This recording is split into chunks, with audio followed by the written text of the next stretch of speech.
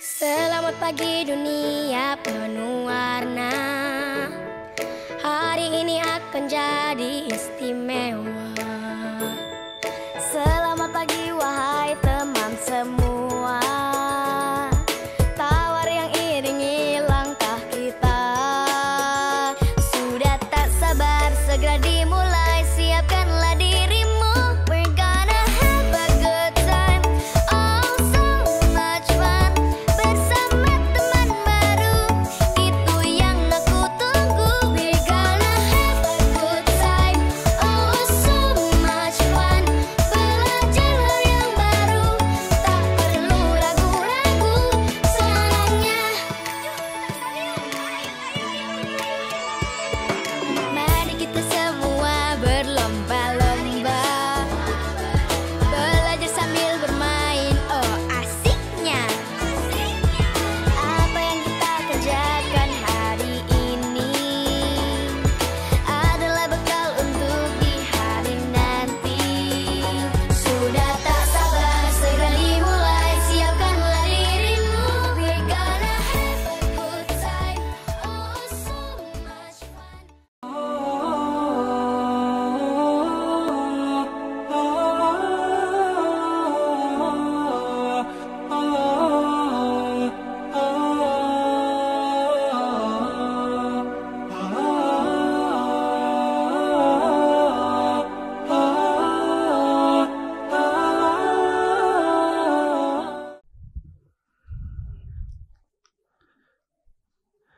Bismillahirrahmanirrahim.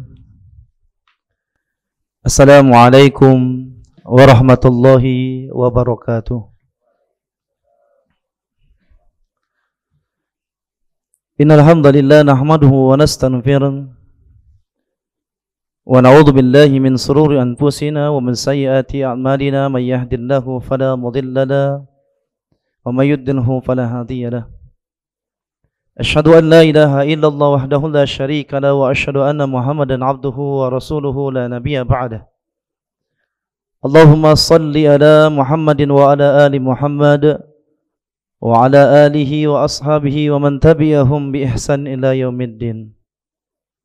Faqala Allah Ta'ala fil Qur'anil Karim, a'udzu billahi minasy syaithanir rajim. Bismillahirrahmanirrahim. Ya ayyuhalladzina amanu kutiba 'alaikumus shiyam kama kutiba 'alal ladzina min qablikum la'allakum tattaqun.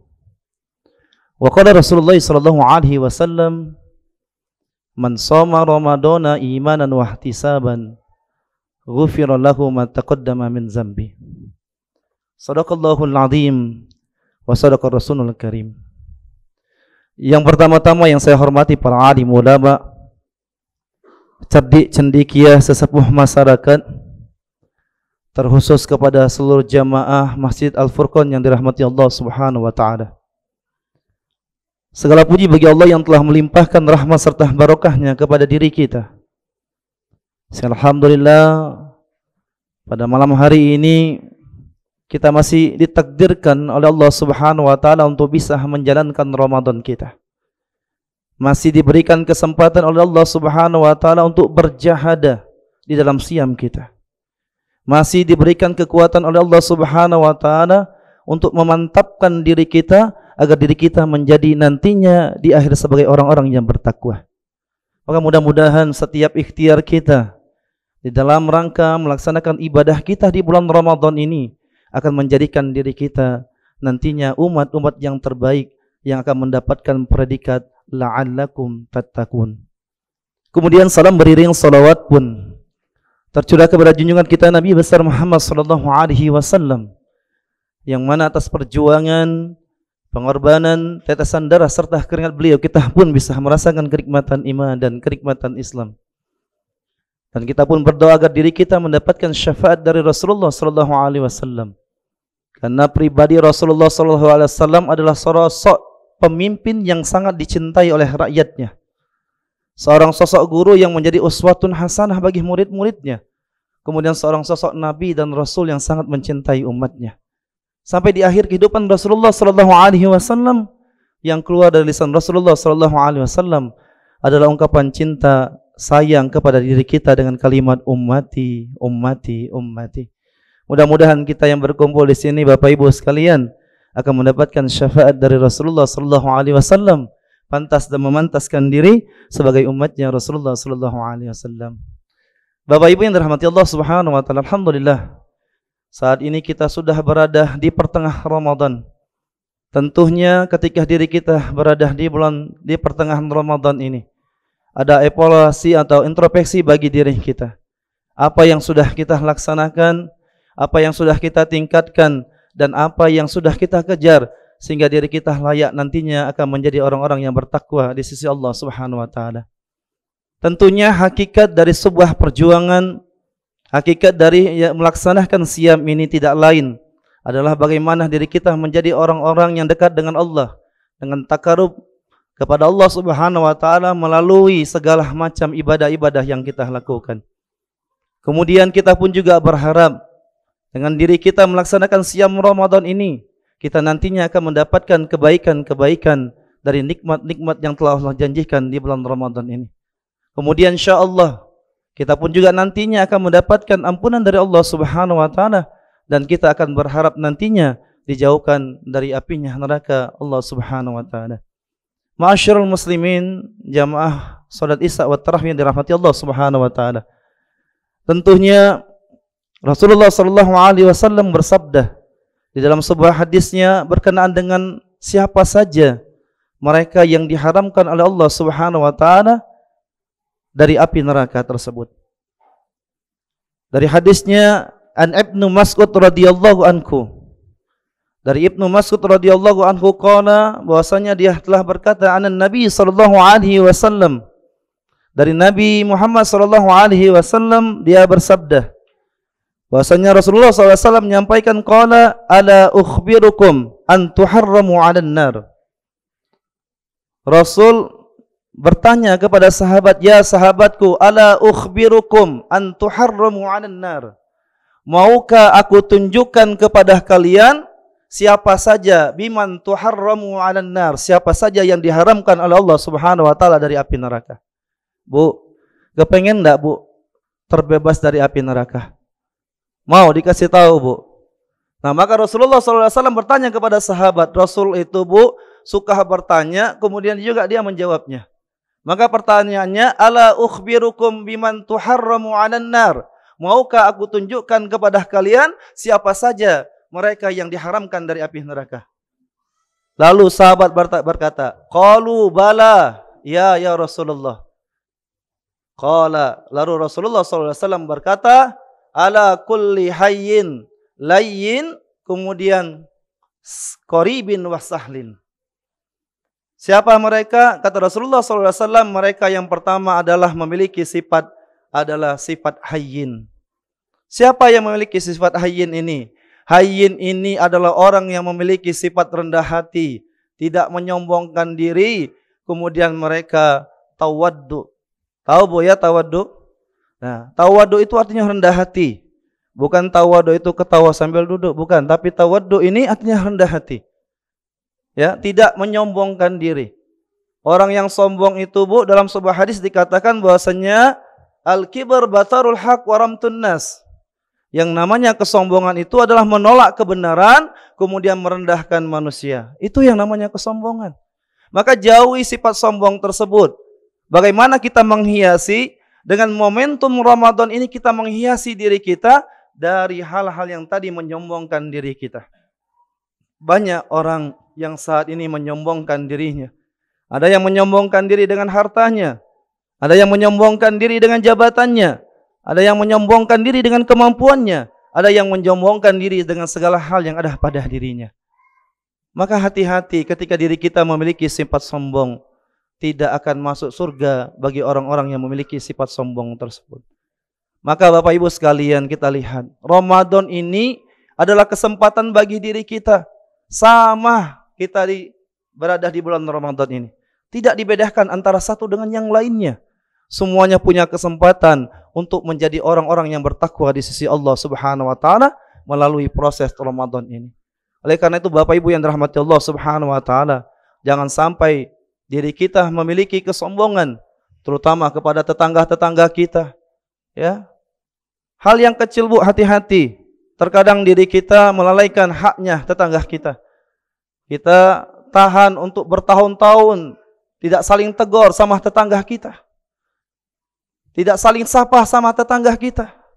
Padahal Rasulullah SAW mengatakan, man kana yu'minu billahi wal yaumil akhir falyukrim jarahu. Siapa yang mereka beriman kepada Allah dan hari akhir, hendaklah mereka memuliakan tetangganya. Bu, kalau ibu dapat musibah, bukan tetangga, bukan saudara-saudara kita misalnya yang di Bandung, yang di Jakarta datang duluan. Siapa yang pertama datang, Bu? Tetangga kita yang dekat dengan rumah kita. Itulah mereka yang akan pertama kali membantu diri kita. Maka hidup ini jangan sombong, Bu. Sama-sama kita ini camat. Tahu Bu camat? Calon mati. Jadi tidak perlu nak nyombongkan diri. Apa yang nak kita sombongkan? Sama-sama diri kita ini bawa kotoran. Di dalam tubuh kita ini ada kotoran galak, kotoran mata, kotoran telinga, ya semuanya. Maka hati-hati. Ini yang pertama kata Rasulullah SAW, mereka yang memiliki sifat hayyin. Lalu yang kedua siapa kata Rasulullah SAW? Mereka yang memiliki sifat layyin. Layyin itu artinya latifun, lemah lembut. Ya Bu ya, bukan gemulai. Jadi lemah lembut di sini apa? Dia ibu bertutur kata itu lemah kalau didengarkan tersebut. Makanya kaidahnya ud'u ila sabili rabbika bil hikmati wal mau'izatil hasanah. Ajaklah manusia, panggillah manusia, rangkullah manusia ke jalan Allah tersebut bil hikmati wal mau'izah, dengan hikmah kemudian dengan lemah lembut di dalam menyapahnya. Bil hikmati. Apa dia Ustaz bil hikmati? Bil hikmati contoh kalau kita nak mengajak wong, Bu. Berdakwah ngajak wong misalnya ke desa atau misalnya ke tempat yang kumuh, di sana misalnya wong kelaparan. Tidak langsung kita ceramah di sana. Kita bawa sembako, kita bawa kebutuhan untuk orang tersebut. Setelah kita penuhi perutnya, baru kita isi kepalanya. Itu namanya dakwah bil hikmati. Kenapa? Tawazzun, seimbang. Ya, di dalam Islam tersebut memperhatikan bagaimana kebutuhan perut dan bagaimana juga kebutuhan kepalanya. Bil hikmati wal mau'izah. Ya, siapapun Bu, ketika diri kita ya mengajak dalam kebaikan, ketika kita metodenya salah, kemudian caranya salah, bukan kebaikan itu menjadi baik, tapi kebaikan tersebut akan menjadi sesuatu yang akan tertolak. Ini yang kedua, layyin, lemah lembutlah ketika diri kita mengajak seseorang. Terutama Ibu, ketika diri kita mengajak anak-anak kita. Lemah lembutlah, janganlah kita berkata kasar membentak anak-anak kita tersebut. Agar kita ajarkan bagaimana mereka bertutur kata. Karena sejatinya anak-anak tersebut akan melihat apa yang diperhatikan, yang dicontohkan oleh ayah dan ibunya. Ketika ayah dan ibunya berkata kasar, maka anaknya pun juga akan berkata kasar. Ketika ibunya yang dibicarakan atau yang dikeluarkan adalah kalimat-kalimat yang tidak thayyibah, maka anaknya pun juga akan mencontoh kalimat-kalimat yang tidak thayyibah. Oleh karena itu Bapak Ibu yang dirahmati Allah Subhanahu wa taala, mari kita bersama-sama layyin ini bagaimana diri kita membiasakan diri kita untuk berkata yang baik. Maka sebelum diri kita berkata, kaidahnya fakir qabla tu'azzir, berpikir dulu sebelum diri kita mengatakan. Jangan sampai apa yang kita katakan tersebut melukai orang lain. Jangan sampai ketika yang kita katakan tersebut memfitnah orang lain, dan jangan sampai apa yang kita katakan tersebut membuat orang lain tersebut bertengkar atau menjadi sesuatu yang tidak baik. Bapak Ibu yang dirahmati Allah Subhanahu wa taala, lalu yang ketiga, Rasulullah SAW mengatakan setelah hayyin layyin ada yang namanya qaribin. Siapa yang qaribin tersebut? Adalah orang yang memiliki kekerabatan atau orang yang meringankan, membantu ya saudara-saudaranya. Qaribun. Orang yang dia tidak membedakan antara satu dengan yang lainnya. Ketika dia berada di masyarakat, walaupun dia memiliki jabatan yang tinggi, walaupun dia memiliki prestasi yang baik, walaupun beliaunya memiliki misalnya pangkat yang mungkin terpandang, tapi ketika dia berada di masyarakat, dia mampu merangkul, tidak membedakan antara satu dengan yang lainnya. Karena sejatinya hakikatnya Allah Subhanahu wa taala mengatakan bahwasanya Allah tidaklah melihat seseorang tersebut dari rupa dan jasad kamu, tetapi Allah melihat dari ketakwaan kita kepada Allah Subhanahu wa taala. Inna akramakum indallahi atqakum. Sesungguhnya orang yang paling mulia di sisi Allah adalah orang yang paling bertakwa kepada Allah Subhanahu wa taala. Jadi takwa ukuran yang mulia di hadapan Allah Subhanahu wa taala, bukan diukur dari kasirul mal, bukan diukur dari jabatan yang tinggi, bukan diukur dari hal-hal yang lain, tapi diukur bagaimana kedekatan seorang hamba kepada Allah Subhanahu wa taala. Dalam hadis Rasulullah SAW dikatakan, innallaha la yanzuru ila suwarikum wa ajsamikum, walakin yanzuru ila qulubikum wa amalikum. Allah tidaklah melihat dari jasad-jasad kamu. Allah tak lihat nak tampannya cak mana. Allah tak lihat bagaimana tinggi besarnya. Tapi Allah melihat dari mana? Dari hati dan perbuatanmu. Mudah-mudahan kita mampu membersihkan hati kita, Bu. Dengan tilawah-tilawah Quran kita. Dengan tadarus-tadarus Al-Quran kita. Mudah-mudahan itu melembutkan hati kita. Dengan zikir tersebut akan membuat hati kita menjadi tenang. Ibu, semakin diri kita dekat dengan Allah Subhanahu wa taala, insyaallah hati kita akan menjadi tenang. Tapi kalau kita semakin jauh dengan Allah, maka yang terjadi kita semakin hatinya itu semakin berkarat. Hatinya akan semakin bernoda. Dalam Al-Qur'an dikatakan kalla bal rana ala qulubihim ma kanu yaksibun. Sesungguhnya tidak, di dalam hati mereka itu terdapat bintik-bintik. Terdapat kotoran-kotoran di dalam hati mereka tersebut. Karena apa? Karena terhadap sesuatu yang mereka perbuat. Maka Allah katakan fi qulubihim maradun fazadahumullahu marada. Allah lihatkan, Allah tambahkan di dalam hati mereka terdapat penyakit, lalu Allah tambahkan penyakit tersebut dalam diri mereka. Mudah-mudahan dengan momentum Ramadan ini Allah Subhanahu wa taala membersihkan hati kita. Allah menjadikan diri kita semakin latifun walayyin, ya, di dalam berkata tersebut. Masyarul muslimin, jamaah yang dirahmati Allah Subhanahu wa taala. Lalu yang terakhir adalah kata Rasulullah SAW, sahlun, atau orang yang memudahkan urusan yang lainnya. Dalam sebuah hadis Rasulullah SAW katakan, wallahu fi aunil abdi maka al abdu fi aunil akhihi.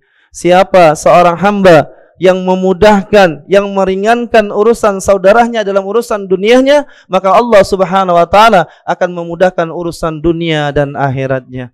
Semakin diri kita banyak berbuat kebaikan, semakin diri kita banyak membantu saudara-saudara kita, maka insyaallah kebaikan-kebaikan itu akan datang kepada diri kita. Ibu, ini ibaratkan ketika diri kita mau berbagi. Kalau diri kita pelit, kalau kita bakhil seperti ini, tidak akan mendapatkan kebaikan-kebaikan yang lainnya. Tapi kalau misalnya tangannya terbuka, memberikan kesempatan kepada orang lain, wasilah kebaikan kepada saudara-saudaranya, maka insya Allah kenikmatan-kenikmatan itu akan datang kepada diri kita sebagai wasilah kebaikan kita kepada Allah Subhanahu wa taala. Ciri orang yang sahlun tersebut memudahkan. Hadirnya dirindukan orang lain, ketidakhadirannya dicari-cari oleh orang lain. Maka tanyakan kepada diri kita, sudahkah diri kita menjadi orang-orang yang tadi mampu menjadi bagian kebaikan dari saudara-saudara kita. Jangan sampai diri kita bisa kenyang di bulan Ramadan ini. Jangan sampai diri kita bisa menikmati iftar yang banyak di depan mata kita, tapi tetangga-tetangga kita tak mampu menikmati iftar tersebut. Karena sejatinya yang namanya Ramadan, yang namanya syahrul Ramadan ini adalah syahrul berbagi.